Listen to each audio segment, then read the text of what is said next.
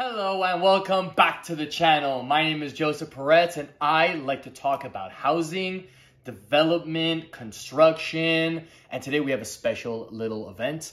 Big things happen with the HCD and I can't wait to speak about it. But before I do me a favor, give me a like, give me a subscribe, and go follow us in all channels. I'll link down below. Remember, I'm just a contractor trying to make it on YouTube, so all the likes and subscribes really help. Big news out of the state. 2.5 million more homes need to be built. And this is really big because the HCD wants us to build so many homes. And this is almost double the amount of homes that they told us that we're going to be building 4 years ago. Now, 2.5 million new homes need to be built. And out of that, 1 million are going to go to affordable housing. This is some pretty crazy stuff. I hope we hit those goals. I would love to see that many housing. It's just every time they come out with something like this, we're always hitting half and half. Take 8 years ago in 2014, RHNA, which is RHNA, came out and told us that we have to build 1 million homes between 2014 and 2022. But we've really only built 588,000 homes since then. Again, hitting the halfway mark. So everyone upstate and everyone in Sacramento is trying to build more homes, which I love, but I think they're hitting very high numbers. So when Gavin Newsom was up for election in 2018, he promised that there is going to be 3.5 million homes before 2025. He later retracted that statement and said it was ambitious. Again, I'm seeing this article about 2.5 million homes between now and 2030. I like it. I would love if that happens. Again, is this ambitious or are we going to just hit halfway mark? And if we hit halfway mark, is it good enough? But there's a lot of things that I want to go through. I want to go about the consequences, which is the big news. But before then, I want to talk really quickly about Megan Kirkby.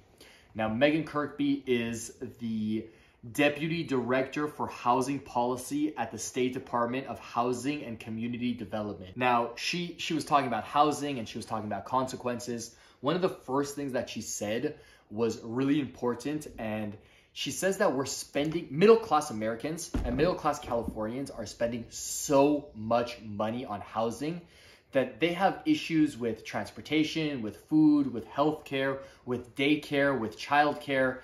And she was going on a rant, but really she's saying the truth. She's saying that housing is so expensive in California that middle-class people, especially lower-class people, they're just spending so much money on housing that they can't spend money anywhere else, which is a big issue in the American dream and the California dream. Why do we care about this article? Why do we care about this information? It's really nice that there's 2.5 million homes that need to be built, but let's talk about the consequences.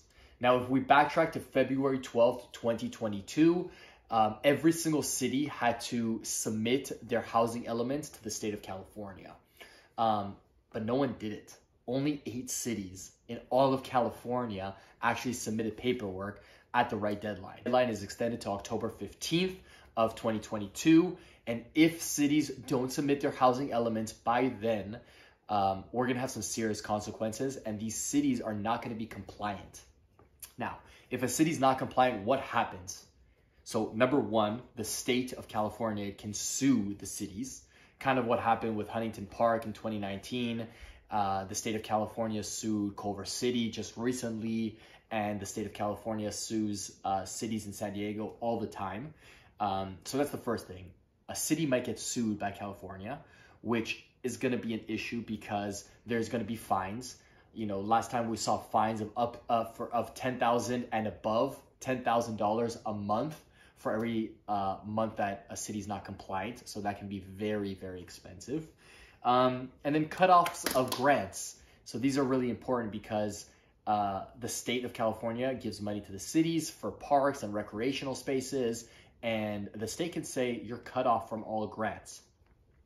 Another big thing is that a city can lose the ability to actually allow for building permits and buildings to be permitted.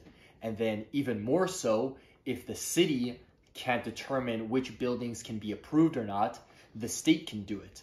And if the state can do it, then they'll basically automatically permit any building that has affordable housing, which most cities don't want that to happen. Most cities don't want the state to just allow projects all willy-nilly.